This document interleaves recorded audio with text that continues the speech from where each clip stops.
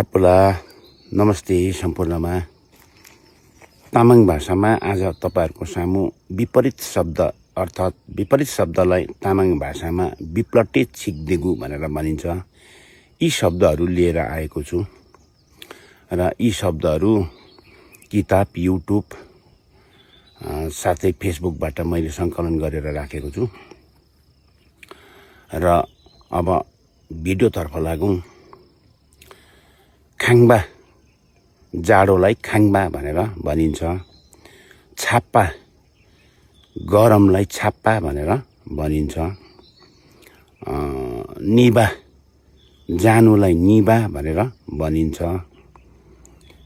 आउनुलाई खाबा भनेर भनिन्छ। बाँच्नुलाई शोभा भनेर भनिन्छ।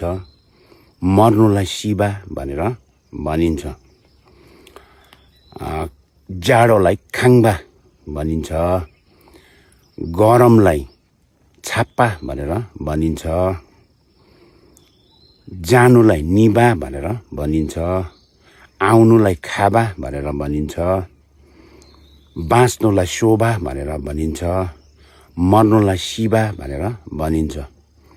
र यी शब्दहरूको उच्चारण तपाईहरुलाई कस्तो लाग्छ, कसरी उच्चारण गरिन्छ सो पनि सुझाव कमेन्टमा दिनुहुन अनुरोध गर्दै म तपाईहरुलाई भिडियो कस्तो लाग्यो कमेन्टमा जनाइदिनु हुन अनुरोध गर्दै म यही बिदा लिन्छु।